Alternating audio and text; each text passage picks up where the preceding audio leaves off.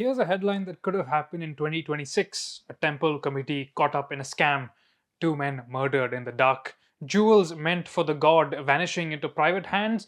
Inspectors arriving at midnight to find where the treasure had gone. Except the temple was on the Tamil coast nearly 1,000 years ago. The inspectors were the officers of a Chola king, and the whole affair survives as an inscription carved into stone. Just as shockingly, when the medieval culprits were finally brought to justice, they weren't thieves or heretics who had crept in from outside, they were the temple's own priests. Now, we tend to assume that temples in pre modern India were pious houses of God, that their wealth was sacred, and that it was donated for noble causes and honestly used by the faithful. But today, the temple trust of the Ram Mandir at Ayodhya, one of the country's richest, is under investigation over missing offerings and jewels and land purchased at many times its worth. Not long ago, the self styled godman Jaggi Vasudev of the Isha Foundation spearheaded a free Tamil Nadu temples campaign, later echoed by the Art of Living's Ravi Shankar. The campaign argued that temples wither under government supervision and should be managed by devotees. But while we might like to believe that spiritual enterprises float above the grubby ledgers of corruption and scams, the medieval evidence warns us of the exact opposite. To see why, we have to picture what a great temple actually was in South India around the year 1100. By this time, the Kaveri Valley was studded with rapidly growing temple complexes ringed with lofty walls and gopurams, frequently with markets and residential layouts nearby. Surrounding them were hundreds of acres of prime agricultural real estate, partitioned by mazes of canals, bushes, and trees into fields. A single temple might own land in dozens of villages, not necessarily the ones closest to it. It might be visited by donors who journeyed for days or weeks, offering gold, animals, land, jewels, or bronzes. Substantial endowments were required to pay, for example, Brahmin ritual specialists working in multiple sub shrines, to import finery such as camphor, and to support an extensive workforce. Even a modest shrine held land, lent money, and employed dozens of people. Now, the concentration of resources and people naturally drew both political and financial interest. The Madras Museum copper plates issued in Kanchipuram in the late 10th century inscribe an arrangement in which the Ulagalanda Perumal temple lent gold to local weavers in cotton producing villages. Its accounts were maintained by the weavers and checked annually by the city's senior merchants, which is an arrangement sealed with the authority of the Chola king Uttama. This is a relatively early example and kind of exceptional for its manufacturing focus. Most temple inscriptions are more focused on land based endowments. Historian James Heitzman, who studied the medieval Tamil temple landscape in Gifts of Power, found that the very word for private possession of land and other hereditary rights, Kani, was rare before the 980s and then multiplied rapidly. Over the course of the Chola period, the vocabulary for land ownership and rent grew alongside the expansion of temples. Now, the idea of gifting land to a temple might conjure the image of a plot of earth passing out of the hands of a devout farmer and into the keeping of the pious temple managers and their loyal staff. But in practice, Heitzman demonstrates gifts of land were effectively assignments by the wealthy of a portion of the revenue derived from a plot rather than the field itself. 12th century realtors could be as shark like as today's. Many inscriptions studied by epigraphist Noboru Karashima in his book Ancient to Medieval South Indian Society in Transition mention buyers swooping in on villages facing drought, floods, or tax induced bankruptcy. Often, land was bought at large auctions or peruveli, which were named after a king and conducted by royal officials. This purchased land, when gifted to a temple, was known as Devadana, given to the god, declared tax free by the king in return for the payment of a lump sum in cash. In other cases, the taxes due to the king were assigned to a temple instead, but many inscriptions further specify that Devadana land was Kudininga or cultivator retained, which is to say the donor bought land, very often for cheap. He paid taxes to the temple rather than the king and received temple honors as a reward, and then had landless tenants cultivate it while keeping most of the actual crop and the right to sell the land when the property values rose. Temple inscriptions suggest that these institutions weren't passive recipients of real estate either. Temples could be, and in many cases still are, a region's single largest owner of arable land, especially in Tamil Nadu. Karashima, in his History and Society in South India, examined the great Shiva temple of Jambukeshwaram on the island of Srirangam. Across the 12th and 13th centuries, the temple administrators directly bought chunks of villages in the name of the god.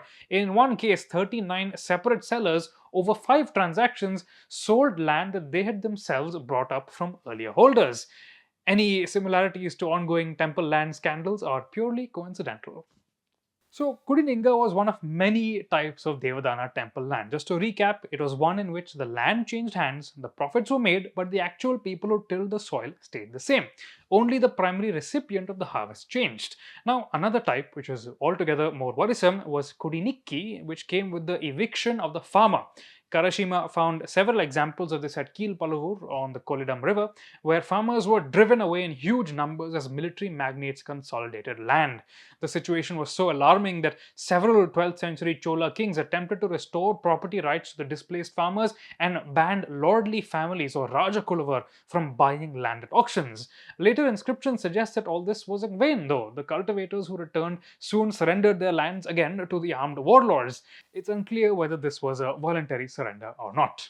The case with which we opened this column was a 12th century scandal at the Sayavanam temple in present day Mayiladuthurai district, and it offers another example of royal intervention. A surprise midnight inspection found that some of the Shiva Brahmanas or temple priests were behind the sordid theft of the jewels. They were fined 180 gold coins, which was only 20 and a half days of temple income, as punishment. Chola period inscriptions contain many other examples of royal officers intervening in temple affairs, fining priests or managing committees for forged accounts, or treasuries that didn't match the gifts inscribed in stone. So the medieval temple wasn't a sacred sphere left to police itself. So, were kings a crucial counterbalance? I mean, that's an alluring image, but the sequence of events suggests otherwise. As mentioned above, villages were often forced to sell communal lands in the first place because of heavy royal taxes, sometimes in auctions presided by royal officials named after the king. And once these communal lands had been converted to private property, it was usually royal officials who approved tax exempt status and a cultivators retained or cultivators removed designation. In fact, in Heidsman analysis of the temple inscriptions at Tiruvadai Marudur and Tirukkoyalur, the main class of donors of tax-free temple lands were wealthy people bearing court-granted honorifics. So effectively, what this means is the medieval super rich gamified the king's tax demands and the merit and honor that was generated by temple patronage. The quiet conversion of everyday village owned taxable land into wholly privately controlled exempt land was among their favorite instruments. And ironically, royal officials wielded it on their behalf because they also benefited from the system. The result was the simultaneous erosion of the revenue base of the Chola state, the blooming of beautiful temple complexes, and the crushing of the landless farmer. By the early 13th century, Karashima writes, a full-blown agrarian crisis was driving families into bankruptcy. People were selling themselves into bondage, and the Chola kingdom collapsed into turmoil as Pandya and Hoysala armies invaded. Smaller temples suffered greatly. Established ones like the Jambukeshwaram further consolidated their land portfolios. The grandfather of Chola studies, K. Nilakanta Shastri, wrote of a particularly massive scandal that erupted in Shivapuram near Tanjavur.